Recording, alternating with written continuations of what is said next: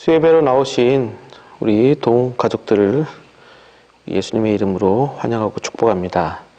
이 시간 함께 말씀을 봉독하도록 하겠습니다. 말씀은 빌립보서 2장 5절에서 11절 말씀입니다. 빌립보서 2장 5절에서 11절 말씀 제가 봉독하도록 하겠습니다. 너희 안에 이 마음을 품으라. 곧 그리스도 예수의 마음이니 그는 근본 하나님의 본체시나 하나님과 동등됨을 취할 것으로 여기지 아니하시고 오히려 자기를 비워 종의 형체를 가지사 사람들과 같이 되셨고 사람의 모양으로 나타나사 자기를 낮추시고 죽기까지 복종하셨으니 곧 십자가에 죽으심이라. 이러므로 하나님의 그를 지극히 높여 모든 이름 위에 뛰어난 이름을 주사 하늘에 있는 자들과 땅에 있는 자들과 땅 아래에 있는 자들로 모든 무릎을 예수의 이름에 꿇게 하시고 모든 이름으로 예수 그리스도를 주라 시인하여 하나님 아버지께 영광을 돌리게 하셨느니라. 아멘. 이 시간 함께 기도하겠습니다. 하나님, 이 기나긴 시간 동안 저희들이 주님의 은혜들을 다시 한번 사모하고자 주님 앞에 나와왔습니다. 우리들이 사는 이 모든 날들과 이 모든 이유들에 대해서 다 알지 못하오나 분명한 하나님의 뜻과 계획이 있고 우리를 향한 주님의 섭리와 인도하심이 있음을 믿고 신뢰하고 또한 믿음으로 나아가오니 또한 이 저녁 주님 앞에 나와 은혜를 구하는 이 시간 주님 저희들의 마음에 다가와 주셔서 함께하여 주시고 은혜 베풀어 주시옵소서. 주님의 은혜를 간절히 구하고 원하며 살아계신 예수님 이름으로 기도드립니다. 아멘. 우리 동은교회 교인들을 포함한 온 교회 성도들이 아마도 예수님을 믿는 모든 사람들이 바라는 한 가지 소원이 있다면 그것은 무엇일까요? 기본적으로 우리들이 잘 되는 것, 복, 그런 것도 있겠지만 성도가 되고 나서 바라는 한 가지 것 있다면 아마도 주님의 기쁨이 되는 것 아닐까라는 생각을 해봅니다. 나 주님의 기쁨 되기 원하네 라는 찬양, 그 찬양에도 나오듯이 주님의 기쁨이 되는 것, 사랑하는 주님의 마음을 만족시키는 것, 그리고 주님께 영광 돌리는 것, 바로 이것이 우리들이 성도들이 되고 나서 갖게 된 또 다른 우리들의 소원이 아닐까 생각해 봅니다. 이와 같이 주님의 기쁨이 되기 원하는 것은 어떤 면에서는 조금 받는 기쁨과는 다른 드리는 기쁨이 아닐까 생각해 봅니다. 열심히 또한 저녁을 준비해서 사랑하는 사람에게 맛있는 저녁을 준비하였을 때에 그 사랑하는 사람이 맛있게 저녁을 먹을 때 누리는 그 준비한 사람의 기쁨이 있지 않습니까? 또한 남편들이라면 사랑하는 아내를 위해 남편이 열심히 설거지한 후 아내가 그 깨끗한 주방을 바라보며 만족해야 할 때 누리게 되는 그 기쁨, 그런 기쁨들이 또 있는 것 같습니다. 근데 이럴 때 그거 당연한 것 아니야? 이러시면 절대 안 됩니다. 기쁨이 사라지는 겁니다. 아내가 집안일을 하고 또한 남편이 바깥일을 할 때에 그것에 대한 감사와 서로에 대한 칭찬이 있을 때, 즉 서로에 대한 이런 기뻐하는 마음이 있을 때에 기쁨이 가득하여지며 또한 가족이 화목해지는 것 같습니다. 어쨌든 성도라면 주님의 기쁨이 되기 원하는 마음을 가지고 있죠. 나의 이 모든 것을 통해 주님께서 영광 받으시기를 바라는 그런 마음들, 주께 영광이 되길 바라는 마음, 나를 통해 하나님의 영광이 가득해지기를 바라는 마음, 이 영광을 주님께서 받으시고 기뻐하시는 그런 모습들을, 그런 주님의 기쁨이 되기를 바라는 그런 마음들이 우리 성도들에게는 있는 것 같습니다. 이는 주님으로부터 말할 수 없는 은혜, 사실 사랑을 입었기 때문에 우리에게 이런 마음이 생기지 않았나 생각이 됩니다. 바로 그 사랑 때문에 주님의 기쁨이 되기 원하고 주님께 영광을 돌리길 원하는 것 같습니다. 그렇다면 어떻게 해야, 무엇으로 하나님의 마음을 기쁘게 할 수 있을까? 어떤 일로 주님께 영광을 돌릴 수 있을까? 그 모든 것을 다 다루지 못하고 그 영광에 대한 한 부분만을 함께 이 시간 나누고자 합니다.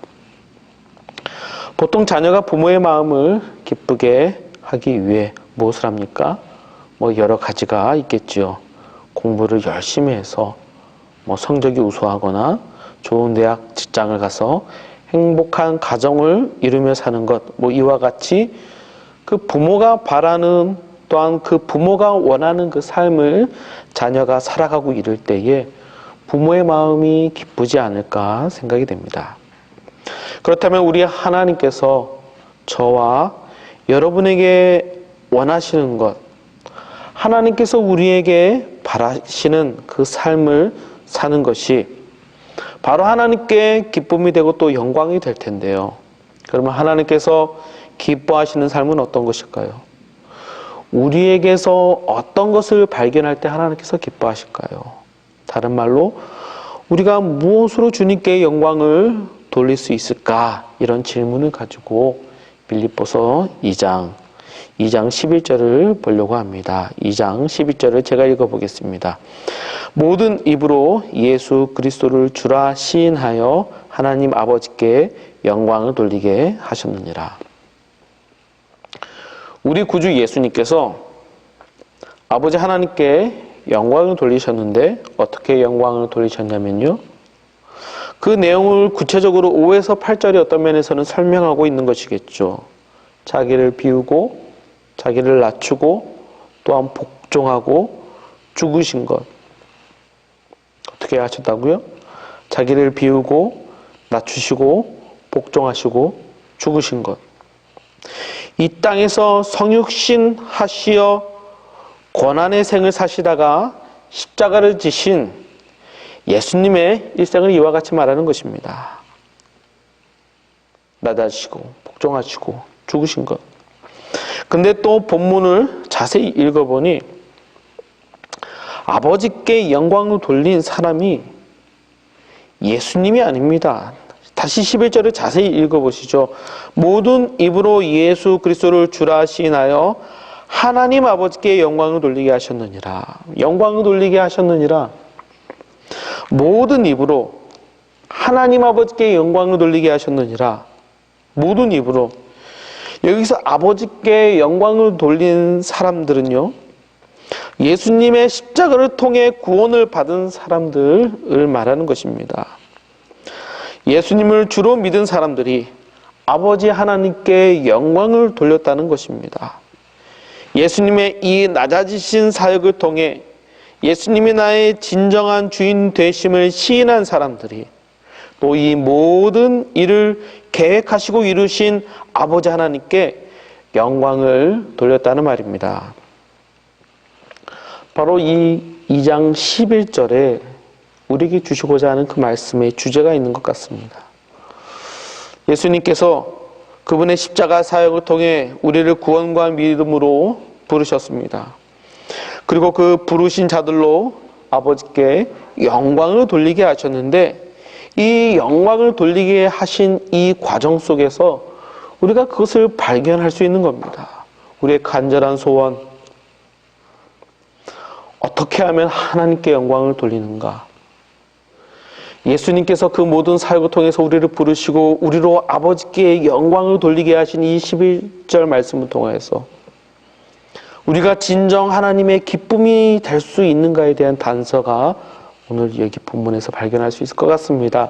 10절, 11절 다시 한번 보시면 우리 성도들은 하나님께 어떻게 영광을 돌리고 있나요? 10절, 11절 읽어보겠습니다.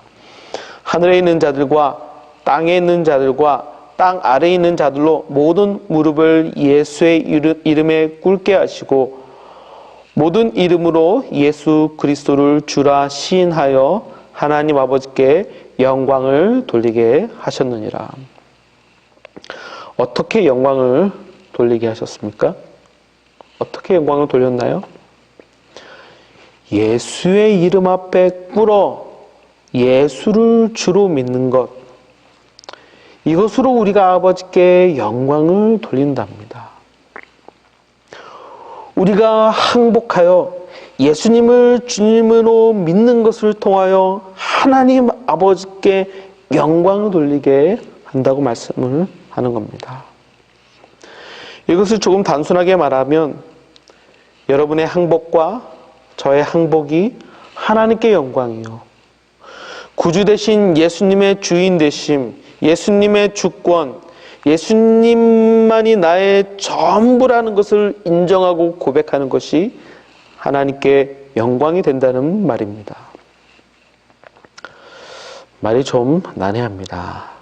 말이 좀 어려우니까 한번 성경 인물을 통해서 한번 이 이야기를 나누어 보고자 합니다. 그 유명한 창세기에 등장하는 믿음의 조상이 있지요. 아브라함입니다. 아브라함에게 하나님께서 나타나셔서 약속을 주시는데 땅에 대한 약속과 자손에 대한 약속을 주십니다. 그리고 땅은 안 주시고 자녀 하나 주시는데 그 자녀를 하나 주시기까지 굉장히 오랜 시간이 걸립니다. 그 과정 속에서 아브라함의 믿음을 시험하기도 하시고 그 믿음을 자라기도 하시는데요. 그렇게 하여 드디어 약속하신 자녀를 근 25년 만에 낳을 수 없는 상황에서 불가능할 때 하나님께서 주셨습니다. 그리고는 아브라함이 불신앙으로 낳은 이스마엘과는 헤어지게 하셨습니다. 그리고 이렇게 잘 먹고 잘 살았더라라는 아브라함의 이야기로 여러분 끝나나요? 그렇지 않습니다. 어디까지 나아갑니까? 어디까지 나아갑니까? 이삭을 데리고 산을 오르라고 말씀하십니다. 그 지적하신 산 위에 그 독자 이삭을 데려가 잡아서 하나님께 번제로 드리라고 말씀하시는 겁니다. 노년에 낳은 그 아들 이삭을 전부로 여기며 살던 아브라함에게 그 이삭을 하나님께 바치라는 것입니다. 이해가 안 되죠. 정말 이해가 안 됩니다. 제가 전에 알던 어떤 집사님은 성경의 다른 곳은 다 이해가 되어도 여기 이건 정말 이해가 안 간다고 말씀하셨던 기억이 있습니다. 정말 말이 안 된다고 말이죠. 사랑하는 여러분, 근데 우리는 여기까지 가야 합니다. 이 여기까지가 어디까지입니까? 하나님이 진정한 온 우주의 왕이요, 주인이시오, 창조주이심을 믿는 자리까지 말입니다. 그 누구도 이 자리에 대신 앉을 수 없죠. 오직 하나님이 우리의 왕이요 주인이십니다. 우리는 하나님을 그 왕자에서 끌어내리고 내가 하나님과 같이 될까 하여 하나님을 떠났지만, 그리고는 하나님보다 내 생각과 판단이 더 옳다고 생각하며 하나님께 때론 불평을 쏟아내기도 하고, 하나님 그렇게 하시면 안 된다고 말하지만, 그러나 하나님께서 아브라함에게 원하셨던 그 자라기까지, 그 오르기를 원하시는 그 자리가 어디입니까? 그 사랑하는 이삭, 그 사랑하는 이삭을 내어주는 자리까지 하나님께서 올라오라고 하는 것입니다. 그리고 그 사랑하는 이삭, 그 이삭을 내어준 것 같이 우리 하나님께서 그 사랑하는 아들 예수님을 우리에게 내어주시지 않으셨습니까? 그 내어주신 하나님의 사랑 앞에 우리가 엎드릴 수밖에 없지 않습니까? 정말 하나님께서 이삭을 데려가시겠다는 말인가? 라는 의심도 들겠지만, 그러나 불가능이 없으신 전능하신 하나님이시므로 그 하나님 앞에 아브라함이 그 모든 것을 인정하고 자기가 생각할 수 있는 그 생각의 그 모든 것을 어떤 면에서는 내려놓고 하나님을 인정하며 그 자리까지 나아갑니다. 그 자리까지 가며 모든 것을 내려놓자 하나님께서 오히려 그 사랑하는 아들 이삭을 되돌려 주시는 것이죠. 아브라함의 완전한 항복입니다. 야곱도 마찬가지입니다. 야곱의 이야기는 여러분 어디에서 끝납니까? 그가 베델로 올라가면서 끝이 납니다.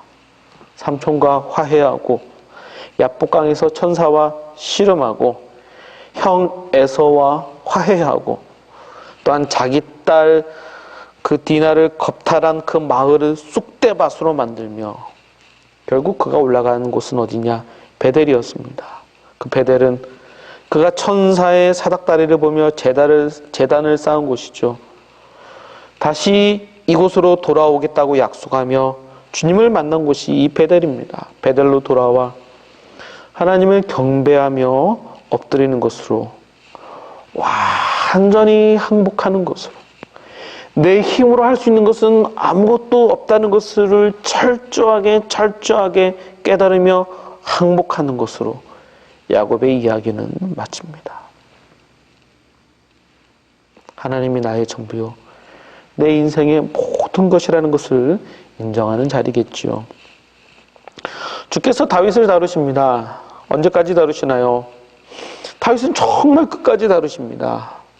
아마도 그가 왕으로서 다른 이들의 복종을 받는 자이기 때문에 더더욱 그런 것 같습니다. 그를 다루시어 완전한 항복을 받아내시고 진짜 주권, 진정한 왕은 누구인가? 너 자신이 아니라 하나님이라는 것을 알게 하시죠.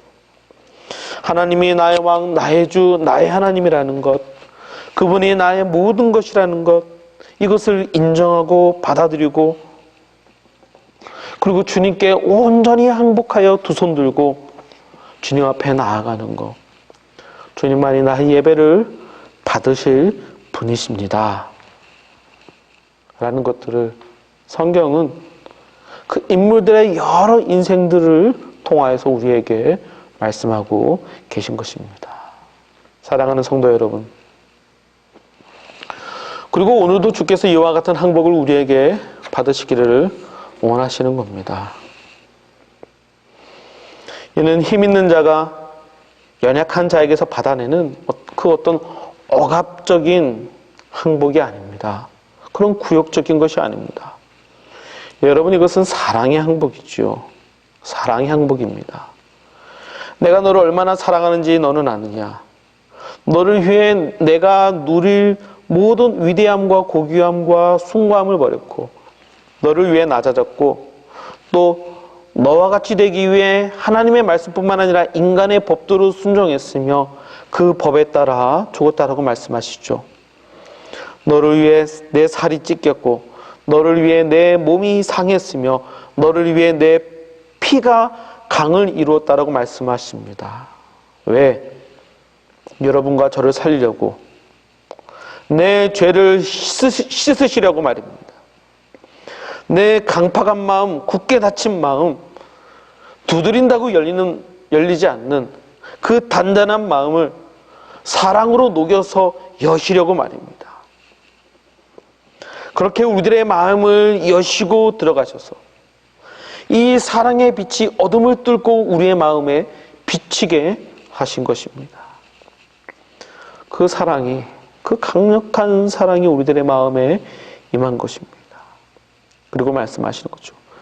내가 너를 이렇게 사랑하는데 그럼에도 불구하고 너가 나의 사랑을 거부할래? 라고 말합니다. 사랑하는 도우가족 여러분, 하나님께 영광 돌리는 것, 하나님께 기쁨이 되는 것, 우리가 엎드리는 것입니다. 항복하는 것입니다.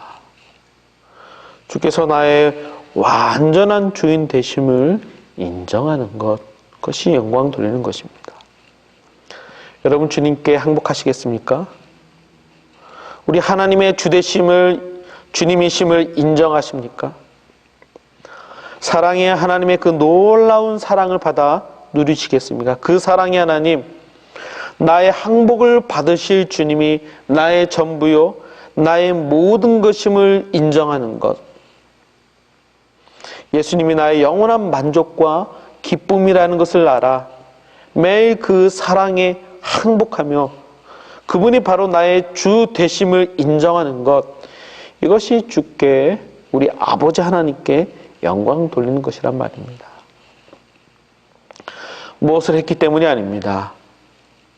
무엇을 한다는 것은 주님께 항복하고 주 되심을 절절히 믿는 자가 이 땅에서 살아가면서 사는 모습일 뿐입니다. 오직 우리가 주님께 드릴 영광의 제목은 주께서 보이신 완전한 사랑에 대한 완전한 항복과 하나님의 주 되심을 인정하는 것입니다. 지금 영상으로 함께 하시는 도움가족 모두 이 사랑의 하나님의, 그 하나님의 사랑에 항복하시고 창조주 하나님의 주 되심을 인정하심으로 주님께 참으로 영광 돌리는 저와 여러분이 되기를 바랍니다. 이영규 선교사님의 내려놓은 이라는 책이 있죠. 그리고 얼마 후 더 내려놓음이라는 책도 내셨습니다. 내려놓음, 그리고 더 내려놓음. 그만큼 우리가 잘 내려놓지 못하기 때문인지도 모르겠습니다. 주님께 항복하는 것. 바울의 말처럼 내가 매일 죽노라 라고 말하는 것처럼 말이죠. 저도 이것이 정말 안 됩니다. 잘 안 되죠. 이 자존심이 정말 안 죽고 살아서 가장 가까운 아내를, 남편을, 자녀들을, 그리고 교회 가족들을, 이웃들을 찌른단 말입니다. 사랑하는 도가족 여러분, 주님의 사랑에 온전히 항복하여 주 앞에 날마다 죽고 또한 주님과 같이 겸손하여짐으로 우리 주님이 주인이심을 알아 주님을 닮은 자로서 이제는 우리에게 주신 그 이웃에게 주님의 사랑을 나타낼 수 있도록 정말 항복한 자로서 주님이 나의 주님을 인정하는 자로서 살게 하소서. 주여 온유하게 하소서라고 함께 기도하도록 하겠습니다. 함께 기도하겠습니다.